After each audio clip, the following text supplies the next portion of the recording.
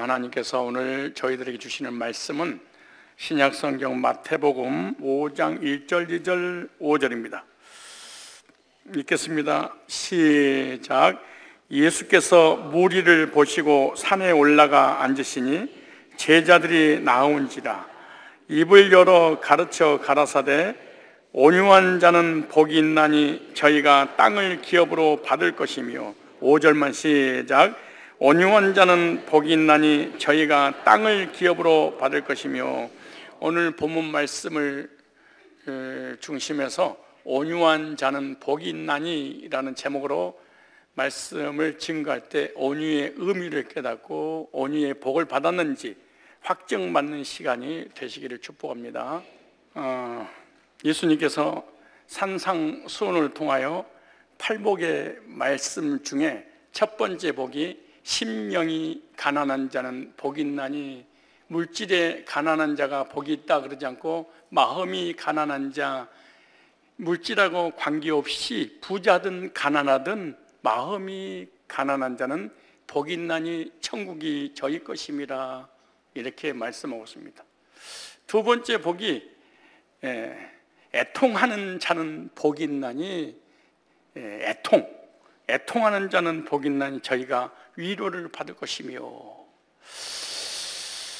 그리고 오늘 세 번째 복이 온유한 자는 복이 있나니 저희가 땅을 기업으로 받을 것이며.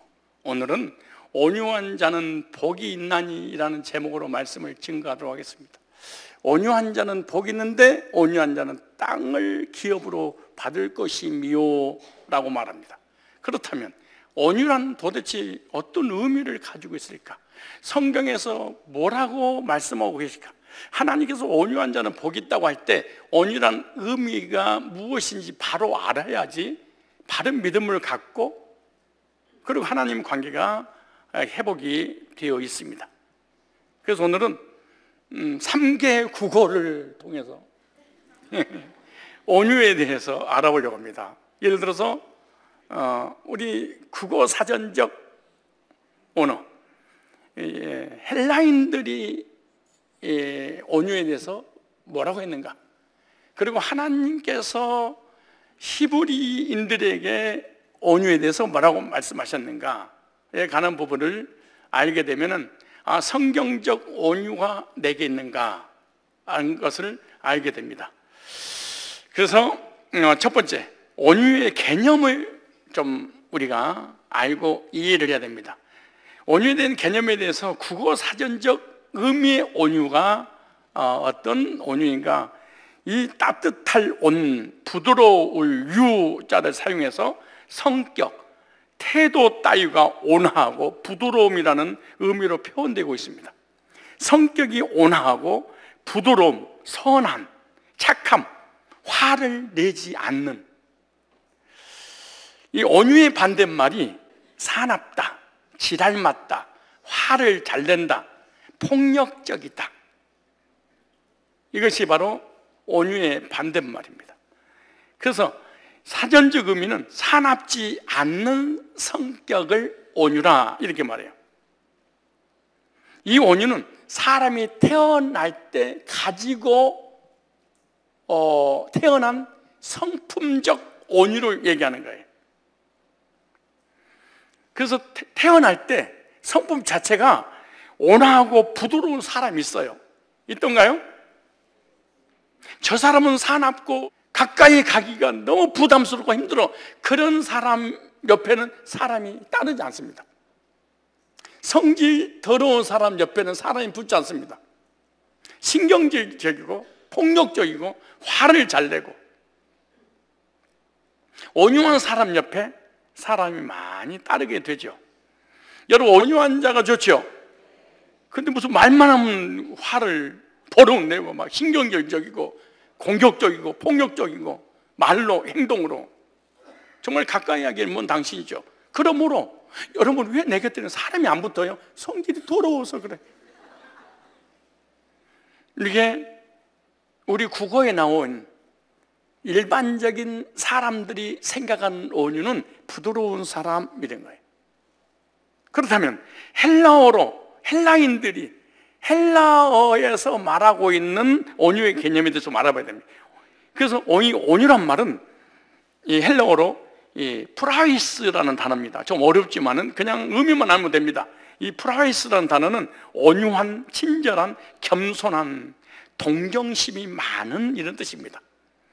그래서 헬라어로 온유, 이 프라이스는요, 온순하지 못한 짐승을 고삐를 메어 온순하게 만들어서 주인의 말을 잘 듣도록 사용할 때 이 단어를 썼어요. 처음에는 야생적이고 사나웠는데 훈련을 통해서 후천적으로 변화된 성품. 오늘 본문에서 헬라어적 이 헬레니즘의 온유를 크게 두 가지로 한번 생각해 볼 필요가 있는데, 하나는 하나님을 향한 온유와 사람을 향한 온유가 있어요. 신약 성경은 헬라어로 기록했기 때문에 하나님께서 헬라어를 통해서 우리에게 주시고자 하는 메시지가 있어야 돼요. 그걸 우리가 깨달아야 되지 않겠습니까? 먼저 하나님을 향한 온유. 선천적으로 타고난 부드러운 성격을 이야기하는 게 아니에요. 타고난 성품적 온유를 얘기하는 게 아니에요. 예수님을 믿고 구원받은 사람에게 나타나는 후천적인 성품을 헬라어로는 온유라 이렇게 말해요. 즉 예수님 때문에 온유해진 사람, 예수님 때문에 성품이 변화된 사람. 과거에는, 예수 믿기 전에는 포악하고 난폭하고 사나웠던 사람이 예수 믿고 변화되어 성품이 바뀐 사람.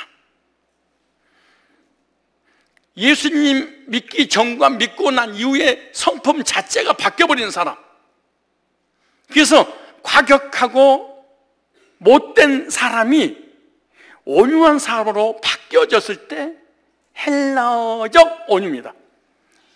이 말은 하나님과의 관계 속에서 말씀하고 있는 거예요. 즉 하나님과의 관계가 회복된 사람. 우리가 하나님 앞에서 온유한다고 할 때는 내 판단, 내 경험, 내 이익만을 위해 고집한 것이 아니라 하나님께 모든 것을 맡기는 것을 온유 이렇게 말하는 거예요. 예수 믿기 전에, 구원받기 전에는 내 생각대로, 내 뜻대로, 내 이성대로, 내가 하고 싶은 대로 살았었는데 예수 믿고 난 다음에 나를 포기한 사람, 즉 하나님의 계획과 하나님이 하시는 일에 대해서 원망하지 않고 순종하는 사람.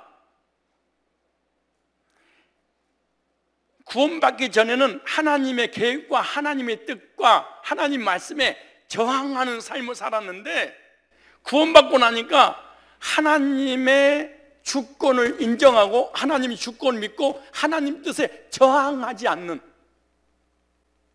나의 모든 인생을, 나의 모든 삶을 내 뜻대로 살 수 있는데 내 뜻을 포기하고 내 견해를 포기하고 내 주관을 포기하고 내 견해와 내 뜻과 내 생각과 내 아직과 내 자존심과 내 철학을 하나님께 예속시킨 사람.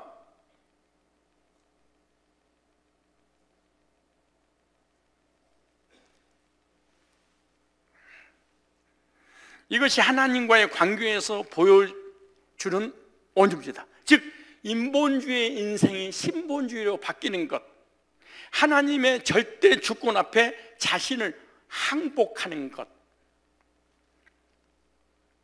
이것을 온유라고 합니다. 즉 구원받고 주님 만나고 난 이후에 내가 바뀌어버렸어. 내 견해와 내 생각과 내 철학과 내 이념과 내 사상과 내 뜻을 하나님의 뜻 앞에 예속을 시켰어.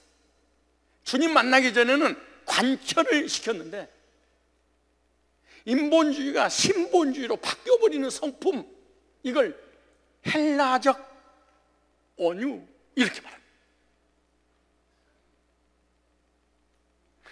우리 신앙생활을, 우리 인생사에 이 온유가 필요할까요? 타고난 온유가 아니라 그럼 이 하나님 앞에 어떻게 그럼 나의 주권을 내려놓고 하나님의 뜻에 나를 예속시킬 수 있는가? 그것은 야생마 같은 못된 나를 시련과 환난과 고난과 역경을 통해서 변화시킴으로 이루어지는 거예요.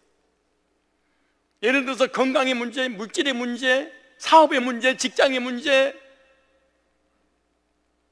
이런 인생사의 고난을 통해서 나를 낮아지게, 나를 변화시켜 나가는 것. 그래서 고난은 저주가 아니고 고난은 나를 하나님의 사람으로 바꾸는데, 변화시키는데 역할하기 때문에 복입니다. 따라서 고난은 복이다. 불신자에게 오는 고난은 하나님을 앞에 돌아오게 하려고 고난을 주고, 예수 믿는 사람에게 오는 고난은 너의 주권을 포기해라. 포기를 안 해. 교회에서 주인 노릇하고 왕 노릇하고 대장 노릇하고 하나님께 저항하고 하나님의 뜻을 받아들이지 않고, 그랬을 때 하나님께 나에게 고난이라는 것을 통해서 교육을 시켜서 겸손하게 만드는 거죠. 이것이 못된 나를 주님을 만나서 변화시키는 것, 변화된 성품. 그러면 사람에게 온유가 뭐냐? 구원받기 전에는 다른 사람에게 시기, 질투, 미움, 원망, 불평, 악의, 보복심. 그런데 예수 믿고 난 다음에 이해하고 용서하고 관용하고 용납하게 되는 성령의 열매를 맺는 사랑과 희락과 화평과 오래 참음과 자비와 양성과 절제와 온유, 이런 것이 구원받고 성령 안에서 내게 주어진 아름다운 열매를 맺게 만드는 것. 그래서 하나님과의 관계 속에서 성령을 통해서 우리에게 주신 이 아름다운 성령의 열매들을 사람과의 관계 속에서 나타나게 하는 것. 구원받기 전에 타인에게 양보하지 않았던 사람이 예수 믿고 난 이후에 남을 먼저 생각하고 남에게 양보하는 사람으로 바뀌는, 즉 인본주의가 신본주의 하나님 관계, 사람과의 관계에는 이기주의가 이타주의로 바뀌는 성품, 이게 헬레니즘의 성품이에요. 목사님, 나는 타고난 성품도 없지만은 예수 믿고도 난 바뀐 게 없는데요. 그럼 거듭나야지. 뿐만 아니에요, 구원받기 전에는, 주님 만나기 전에는 자기 주장이 너무 강하고 남을 배려할 줄 모르고 자기 이익만을 생각했는데, 이제는 남에게 배려할 줄 아는 사람으로 변화된 것, 이걸 온유 이렇게 말해요. 구원받기 전에는, 하나님 만나기 전에는 배워서 너 가졌어요, 그 말이에요. 배워서 남 주냐? 남 안 주고 나를 위해서 배웠어. 왜 돈을, 재산을 모으느냐? 나를 위해서 모았어. 중요한 말입니다. 구원 받았더니 배워서 남 주고 싶어. 배운 목적이 뭐냐? 옛날에는 나를 위해서 배웠어. 지금 왜 배우느냐? 남 주려고. 왜 돈을 버느냐? 옛날에는 나를 위해서 벌었어. 근데 구원받고 난 다음에 나누는 삶을 살려고. 놀라운 역사입니다, 이게. 목사님, 나는 주님 만나도요, 시기, 질투, 미움, 악의, 보복심, 물고 뜯고 씻고, 주고 싶지 않고 뺏고 싶고, 양보 절대 안 하고.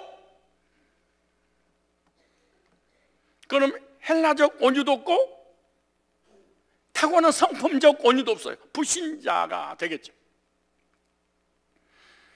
헬라의 온유란 사람에게 사용할 때는 화를 내지 않고 매정하지 않으면서 온유하고 온순한 사람 말할 때 사용하는 단어입니다. 그런데 온유에 대해서 보통 생각하기를 얌전하면서 말이 적고 순진하고 화를 내지 않고 남 앞에서 잘난 체하지 않고, 이 성품이 좋은 사람을 선천적 온유 이렇게 말합니다.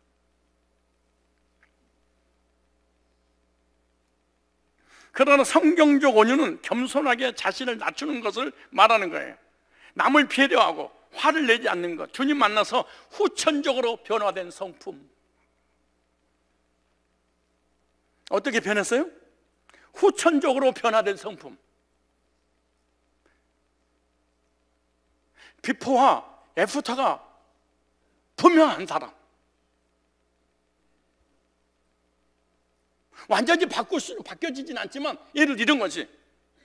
부부가 싸움을 했어. 옛날에는 바로 도장이야. 근데 도장을 딱 들고 예수 믿고 난 다음에 이러는 거야. 너 당신 말이야, 내가 예수 안 믿어서 이미 찍었어, 알지? 이렇게 바뀐 사람. 그래서 예수 믿는 사람들은 아무런 시련과 고난과 역경이 와도 이혼하지 않는 이유가 그래서 그런 거예요. 변화된 성품 때문에.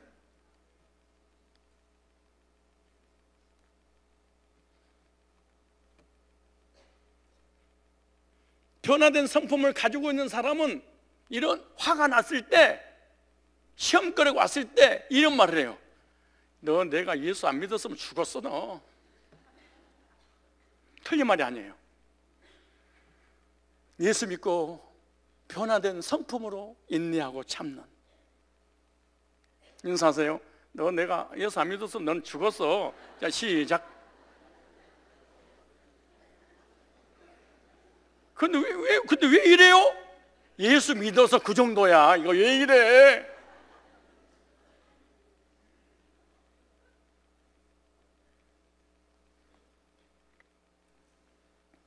이것이 헬레니즘의 온유입니다.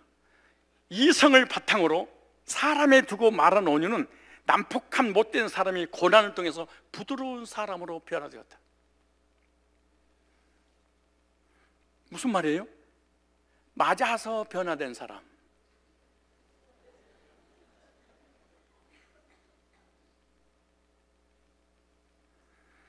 교만했던 사람이 고난을 통하여 겸손한 사람으로 바뀌는 것.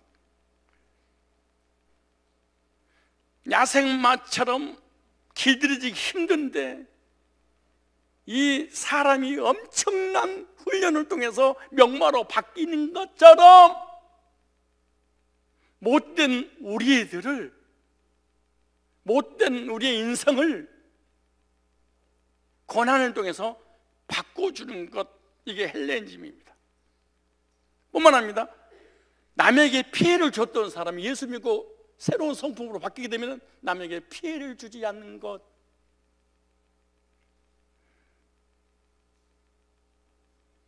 이것은 인간에게 초점을 맞춘 온유입니다. 온유에 대해서 두 가지 말씀드렸어요. 태어날 때 선천적으로 온유한 사람이 있다. 이 사람은 도대체 영혼이 빠져나간 사람처럼 아무리 자존심을 건드려도 안녕하세요. 우리 교회에 이런 안수집사님이 있어요.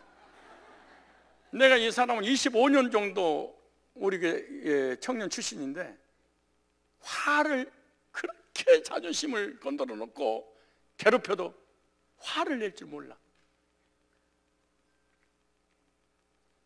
저렇게 주일날 소리를 들어도 목사님이 예수 믿어서 너무 온유해져가지고 혼내지 않잖아. 이거 온유인 거예요. 예수 믿고 변화하기 때문에.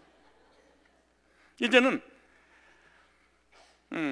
헤브라이즘, 히브리어에서 온유를 뭐라고 하는가? 이것은 어떻게 해석해야 되냐? 하나님의 관점으로 해석해야 돼. 하나님의 사상으로 해석을 해야 돼. 그렇지 않으면 온유의 개념을 이해를 못해.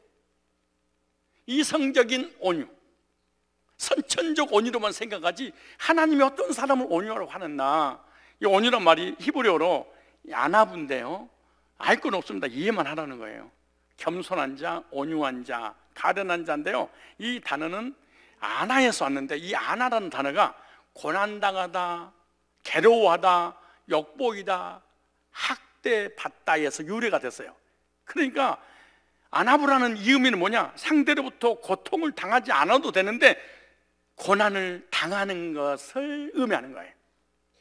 즉 쉽게 표현하면은 남을 위해서 손해보는 것, 내가 힘과 능력과 지혜와 지식과 모든 것을 다 겸비했어.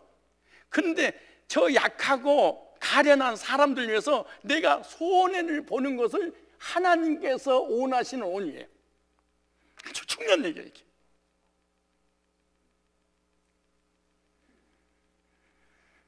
그렇다면 큰 두 번째로 온유한 사람들의 성경적 예를 볼까요? 우리가 잘 아는 내용이죠. 민수기 12장 1절로 3절에 보면 하나님의 사람 모세가 구수 여자를 취했습니다. 자기 아내가 있는데 또 다른 이방인들을 아내로 취했어요. 돼요, 안 돼요? 여러분 남편이 애를 낳고 가정을 이루는데 여보 둘째야 인사해 그러고 데려가면 어떡할 거예요?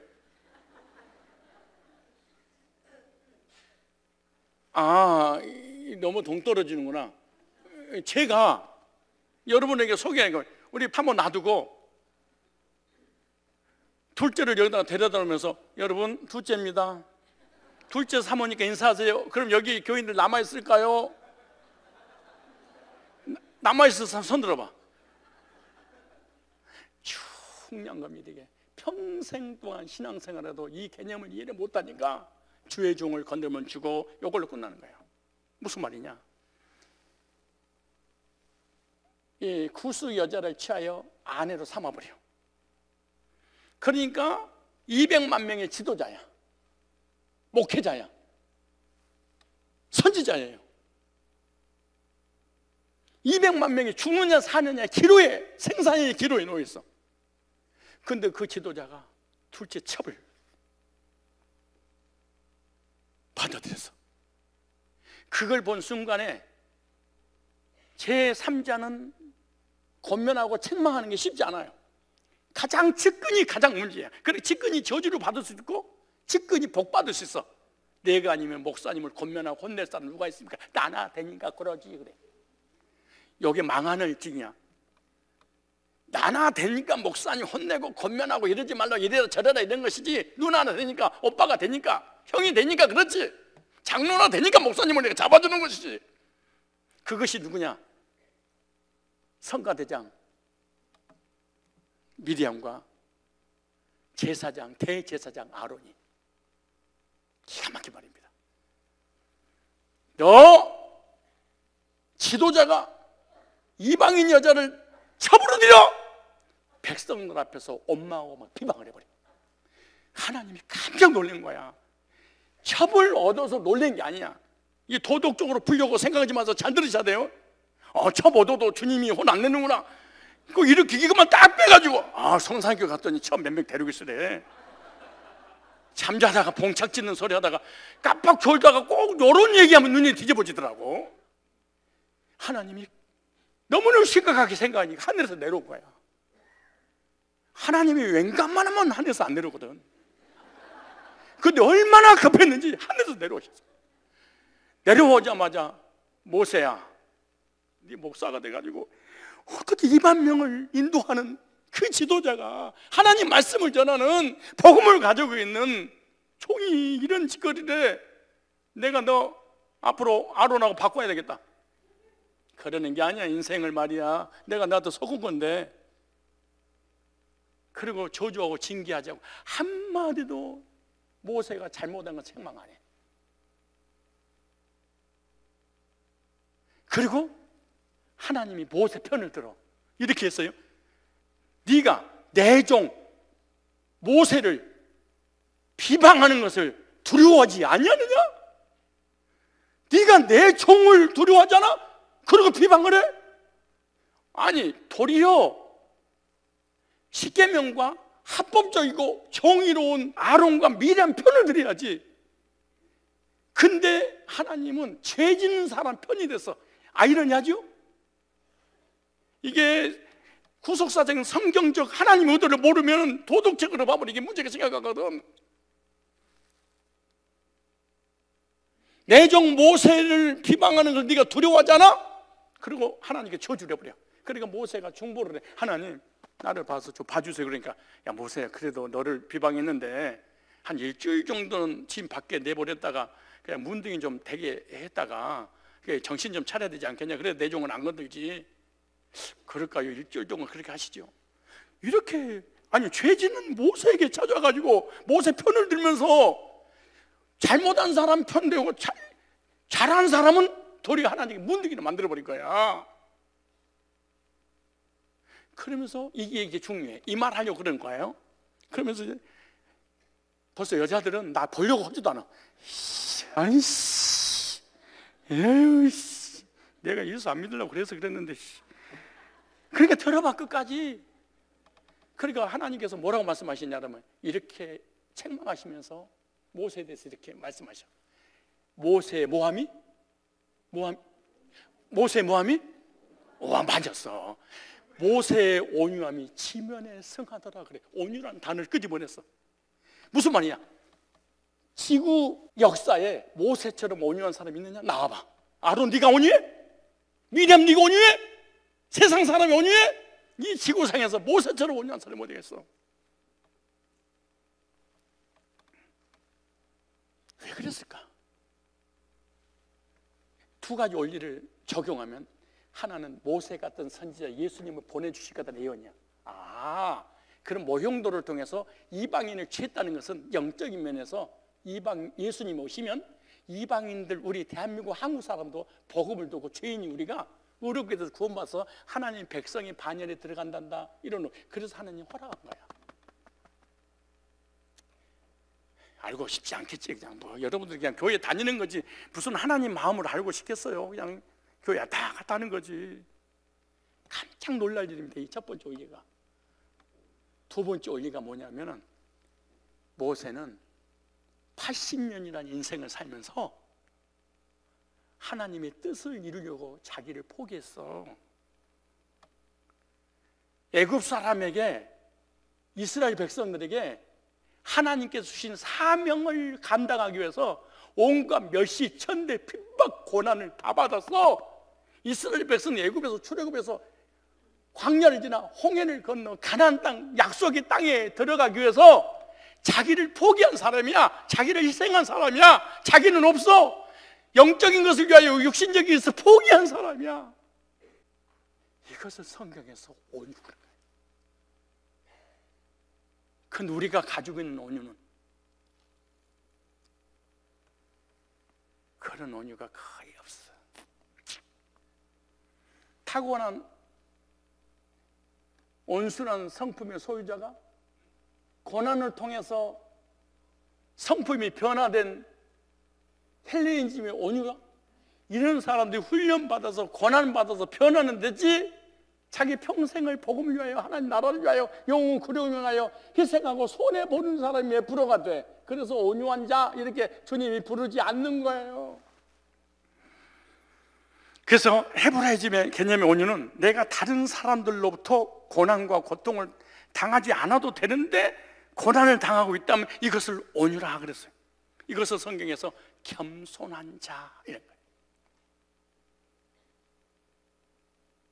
한국과 세계 사람들의 이 온유에 대한 성경적 잘못된 해석이, 그래서 민수기에서 이 모세 사건을 예를 들을 때마다 이 얘기는 잘해. 주의 종 건들면 죽어요. 그래서 성도들, 장로들 후회시킬 때 민수기 12장은 언제든지 등장해. 하나님은 흑백을 가리는 사람이 아니다. 잘했냐 못했냐 따지는 분이 아니다.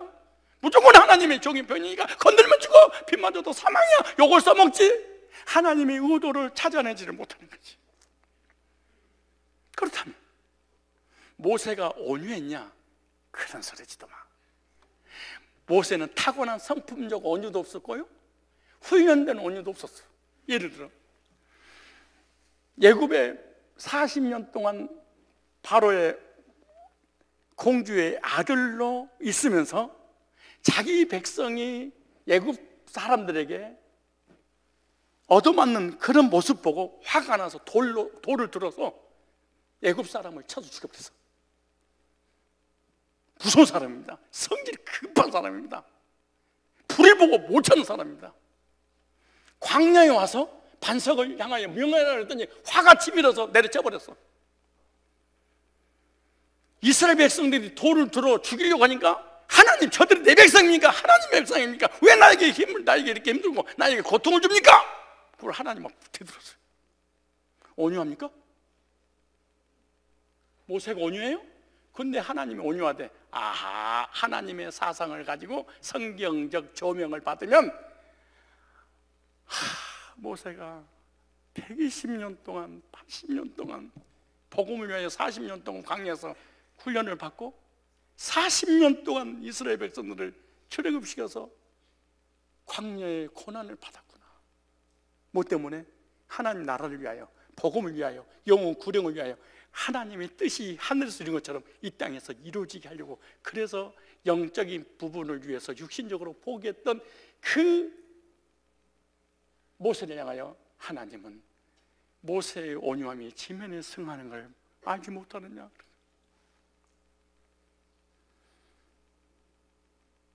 이와 같이 오늘날 저와 여러분들이 영혼 구령하고 복음하고 세계 선교를 하고 교회에서 희생할 때 이 손해보는 그런 모습 보고 하나님께서 아무개는 온유하구나 그렇게 말씀하는 거예요. 성질은 더러운데 뭐라고? 온유한 자라. 중요한 말에 중요한 예를 들은 거예요. 성질은 어쩌면 그렇게 지랄 많냐, 근데 너는 어쩌면 복음을 위해서 그런 손해를 보니 이걸 온유한 자 그런 거예요. 나는 너무나 겸손하고 착하고 선하고 사람 관계가 너무 좋은데 복음을 위하여 영구를 위하여 하나님 뜻을 이루는 일에 있어서 손해를 안 봐. 그럼 하나님께서 악한 자여 그런 거예요. 게으른 자여. 진짜 복음으로 인격적으로 주님 만나서 구원받고 설교를 듣고 성경의 성령을 통해 조명을 받아야만이 와 진짜 이거 있구나 이거. 근데 주님 만난 적이 없으면 이런 엄청난 원리를 전해더라도 이런 거야. 그러든가 말든가. 이게 종교인이 돼버리고 마는 거예요. 이게. 그렇다면 모세의 예를 들어서요. 그럼 예수님의 예를 들어볼까요? 예수님께서 뭐라고? 마태복음 11장 29절에 나는 온유하고 겸손하니. 하나님께서 모세에게 하신 말씀을 예수님이 이 땅에 오셔서 나는 보세요. 마음이 온유하고 뭐하니? 겸손한 나의 멍에를 메고 내게 배우라. 그러면 너희 마음이 힘을 얻으리니. 여기서 온유라는 단어가 히브리어로 아나브라는 단어입니다. 그러니까 모세에게 사용했던 온유와 예수님이 사용했던 이 온유가 같은 의미예요. 이 말씀은 예수님께서 나를 위해 십자가에서 대신 죽을 것을 예언하고 계시는 거예요. 예수님은 아무 죄도 없으신 분인데 고난 받을 필요가 없는데 선택받은 죄인들을 위해 자신이 십자가에서 고난당하시고 학대받고 모욕을 당함으로 죄인들을 위해서 죽으실 것을 미리 예언하면서 온유, 이것이 온유로 한다 이렇게 알려주고 있는 거예요.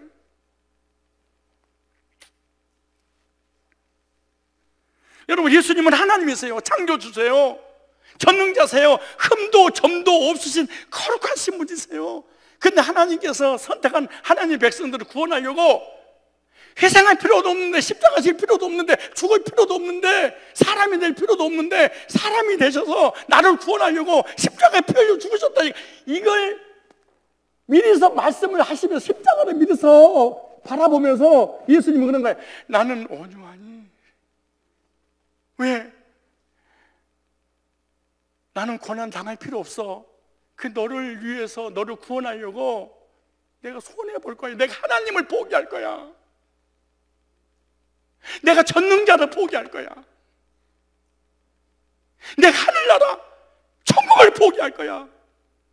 희생이죠.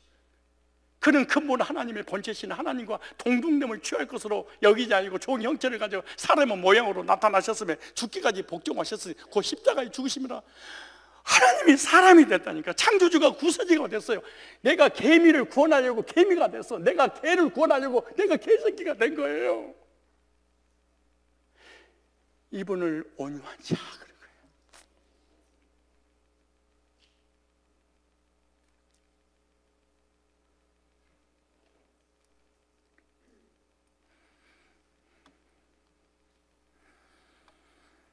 그렇다면 이제 우리가 온유한다는 것은 자신은 손해볼 필요가 없지만 남을 위해 손해를 보고 자신의 몸을 희생하는 것이 하나님 보시기에 겸손한 자, 온유한 자. 아, 그러니까 나는 하나님이 단 한 번도 내게 온유한 자라고 해본 적이 없고, 내게 단 한 번도 20년, 30년, 50년 동안 신앙생활 하는데 단 한 번도 너는 온유한 자야, 죄를 졌냐 안 졌냐 이걸 묻는 게 아니에요. 왜냐? 복음을 위해서, 영혼 구령을 위해서 공동체를 위해서 손 하나 까딱 안 하면서 나는 온유한 자여 구원받아서 이럴 수 없다. 왜? 팔복음 구원받은 성도의 마음속에 임하는 거니까. 그럼 나의 구원은 뭐예요? 이론적이지, 종교적인 것이지.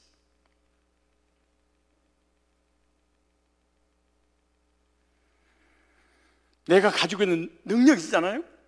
근데 내가 가지고 있는 능력을 딴 사람을 위해서 손해볼 필요 없어. 근데 남을 위해 사용하고 자신이 손해보고 있다면 온유한 자입니다. 더 나아가 주님을 섬기다가 손해를 보고 박해를 받았다면 이것이 하나님 앞에서 온유해요. 복음을 전하다가 손해를 봤어, 온유한 자예요. 영혼은 구령을 위해서 선교하는 일에 물질을 들임으로 내가 손해를 봤어, 내 것을 주님 때문에 손해봤어, 온유한 자. 주님이 영광을 위하여, 복음을 위하여, 영혼 구령을 위해서 사역하다가 봉사하다가 억울한 일을 당했어. 이것을 온유한 자.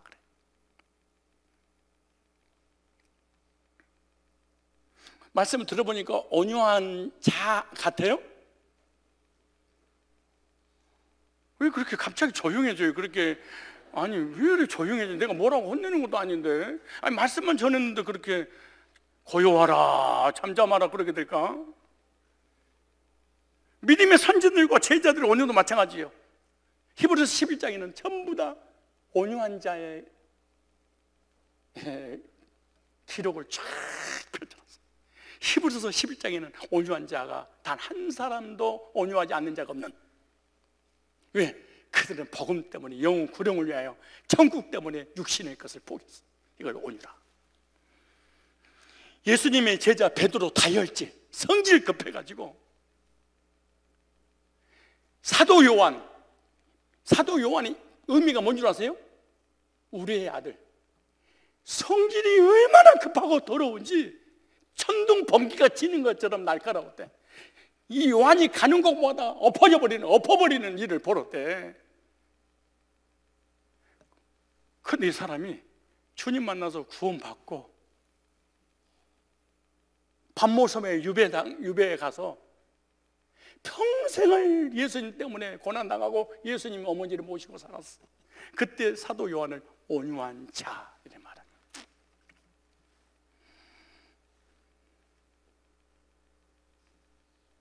인사하세요. 이제서 당신이 온유한 분인 걸 알았어요. 시작.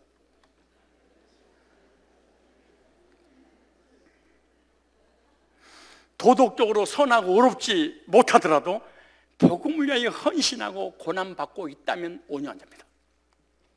나는 복음을 위하여 영혼 구령을 위하여 몸된 교회를 위하여 조금도 나는 양보하지 수 없고 시간도 물질도 들일 수 없고, 그건 온유한 자가 아니에요.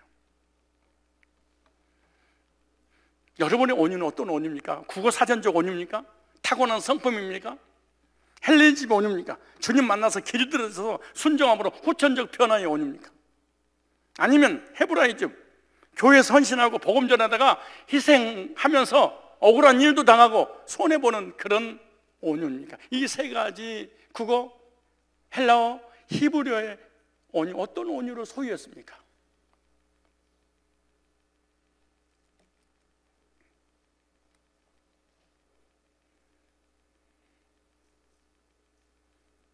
착한 사람하고 성질 못된 사람하고 교회 안에 싸움 붙었는데 못된 사람이 나쁜 놈이고 성질 좋은 사람이 좋은 사람이야. 근데 하나님은 누구 편을 드냐? 온유한 자의 편이야. 성질 나쁘다고 그 편이 안 들어주는 것도 아니고 성질이 좋다고 안 들어주는 게 아니야. 복음을 위해서 온유한 사람, 성질이 좋은 사람이 희생하고 있다. 온유한 자예요. 성질이 더러운데 주님을 위해서 희생하고 있다. 손해보고 있다. 온유한 자예요. 성질은 너무너무 좋은데 주님을 위해서 손해보지 않는다. 온유하지 않아요.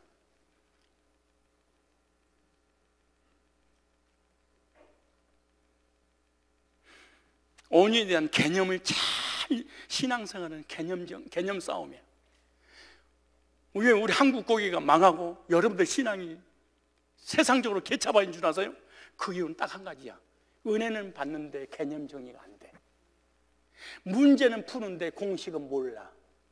이걸 멍청한 놈 그래. 개념은 신앙이 견고해. 그런데 은혜를 눈물 흘리고 엎어지고 뒤집어지고 이런 사람들은 신앙이 얼마 못 가. 왜? 문제와 사건과 환경에 시험이 와버리면 쓰러져 버려. 근데 똑같이 고난과 시련과 역경이 왔는데 개념이 정리된 사람은 흔들리지 않아. 중요한 얘기하는 거예요. 왜 저 사람들 교회 다니는데 그만두지? 왜 신앙이 엉망진창이 되지? 아, 이 사람은 은혜는 받는데 개념이 없구나.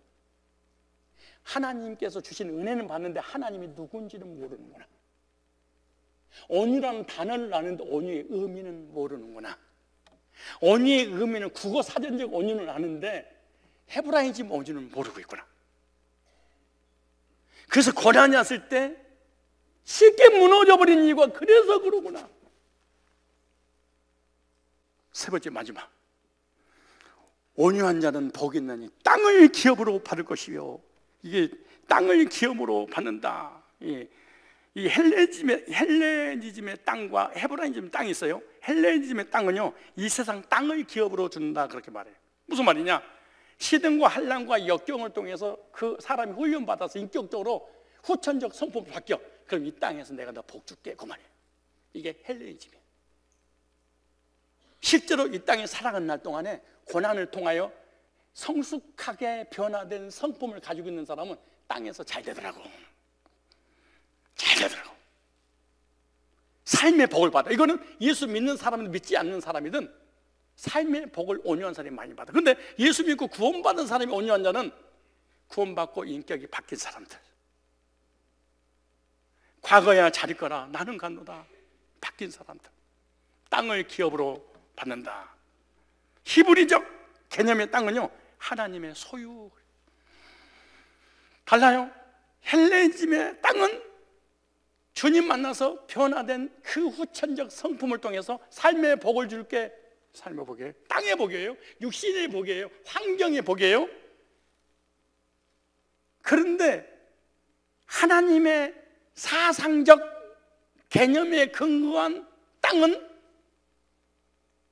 어떤 복이냐? 하나님의 소유의 의미가 있다, 그 말이에요. 그래서 이스라엘 백성들은 땅을 받으면 사고 팔지 않아요. 이걸 끝까지 지키다가 나봇은 순교를 했을 거야. 왕이 땅을 달라고 그래도 죽었으면 죽었지 줄 수 없습니다. 그게 하나님 소유에 대한 개념 때문에 그러는 거예요. 그래서 온유한 자들은 땅을 기업으로, 이 땅이라는 단어가 히브리어로 에레츠, 땅, 세계, 영토라는 뜻인데, 온유한 자가 땅을 상속받게 되는데 하나님의 나라의 영토를, 그러니까 천국을 상속받는구나. 이게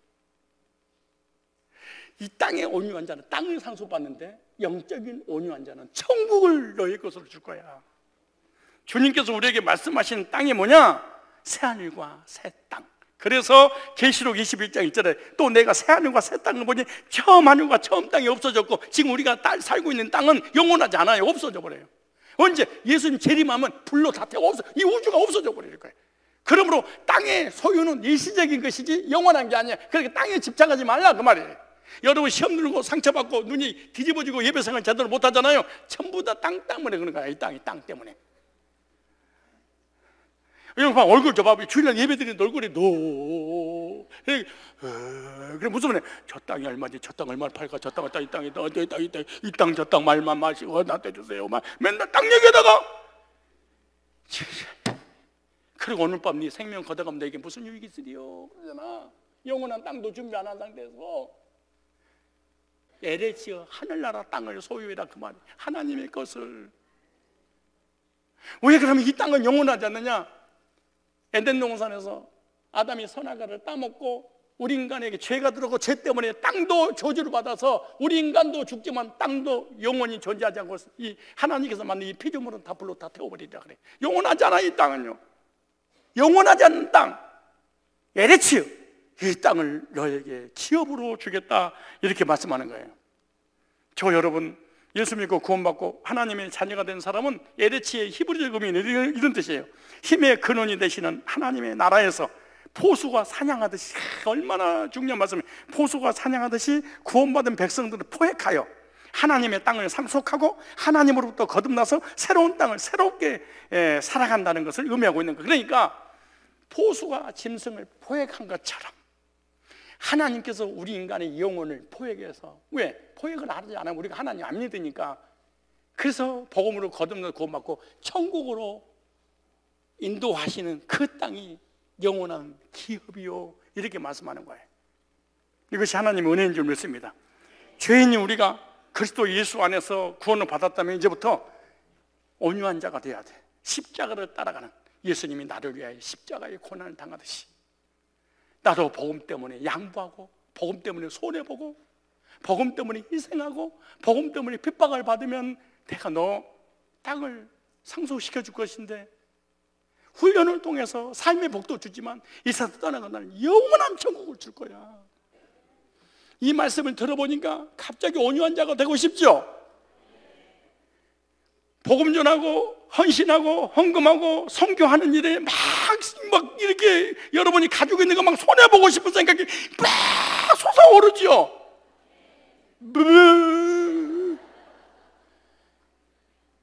이런 사람이 무슨 11조를 하고 감사응감하고 성경을 하겠어요? 왜? 이 땅이 영원하다고 생각해서 그래. 어떠세요? 복음을 위해서 손해보는 삶을 살고 싶어요? 천국 안 가고 싶다 이거예요? 야, 이 땅에 있는 거, 육신에 있는 거 조금 손해 보지 않으려고 하다 천국을 포기하는 사람들. 교회에서 헌신하고 봉사하고 충성하고 예수 믿는다는 이유 하나 때문에 불신자들에게 박해를 받으면 그때 꼭 그렇게 하세요. 하나님 보시기에 나를 온유한 자는 복이 있나니 이 강중의 온유함이 지면에 승하더라. 하나님 감사합니다. 이래야 되겠어요? 한번 맞짱 떠야 되겠어요? 남편이 핍박하고 불신자가 핍박하고 예수 믿는데 시기 질투하고 나를 시험 들고 상처를 주는 그런 사람이 혹시 있으면 물고 뜯고 씻고 늘어져야 돼. 아니면 양보하고 이해하고 간영하고 덮고 사랑의 열매를 맺어야 돼. 그럼 하나님께 나에게 뭐래? 어쩌면 너는 그렇게 온유하니? 그럴 거야. 성질이 좋은 온유가 아니에요. 훈련받은 온유도 중요하지만 진짜 온유는 영원한 것을 위하여 육신의 것을 손해볼 때 성경에서 뭐다? 온유한 자라. 이 말씀을 들어보니까 듣고 난 다음에 봐보세요. 온유한 사람인가 봐봐봐. 아니 장로님은 이 집사님은 그렇게 물고 뜯고 씻고 난리를 쳐도 어쩌면 저렇게 변함없이 예배드리고 기도하고 헌신하고 헌금하고 선교하는 일에 쓰임받아. 내가 그 개야 짖어라 열차는 달린다 어쩌면 저럴까. 아, 하나님께 온유하다는 소리를 들으려고 그랬구나 라고 이해를 해야 돼. 성질 좋으냐 더럽냐고 무관하다. 이 무관하다는 것은 영적인 부분에 헤브라이즘 하나님의 관점에서 온유가 부여하는 의미를 가져다 줄 때는 그렇다는 거예요. 그러나 사람과의 관계도 좋아야 돼. 그래서 사람이 따라. 그러니까 타고난 성품이 온유하지 못하면 하나님을 얻어맞아서라도 온유하게 돼서 땅의 복을 좀 받으세요. 어떠세요? 그냥 미리서 온유해서 복 받을래요? 얻어맞고 복 받을래요? 어떠세요? 하나님이 때리려고 하면 지금 지가 스스로 내가 그냥 온유해보죠. 온유. 그럼 그냥 복 받는 거야. 그렇게 복 받을래요? 얻어맞고 받을래요? 아니 그냥 겸손해서 그냥 하나님이 때리기 전에 겸손해서 복을 받을래요? 얻어맞고 복을 받을래요? 얻어맞고 그렇게 된가? 나는 얻어맞고 복 받고 싶은 생각이 추워도 없어. 그래서 하나님이 약간 사인이 딱 오잖아요. 오면 온유 이래. 그러니까 징계가 없이 지금까지 이렇게 30년 동안 목회하면서 태평성대를 누리면서 복을 받아 누리면서 목회하는 거예요. 이와 같이 여러분도 마찬가지야. 아버지가 아이가 잘못해서 딱 때리려고 하는데 미안 이래봐. 누가 때리겠어? 근데 끝까지 당신 나한테 해주기 뭐가 있어? 막 덤벼보세요. 싸대기를 맞지. 근데 실컷 맞고 난 다음에 아빠 노트북 사게 돈 줘. 어차피 노트북은 가는데 맞고 받을 것이냐, 아니면은 좀 많을 때 받을, 하나님께서 우리에게 복 주시기를 원하시는데 맞고 받을래요? 아니면은 겸손함으로 받을래요? 그럼 믿어서 겸손해 버리면 돼. 가장 중요한 거 마지막,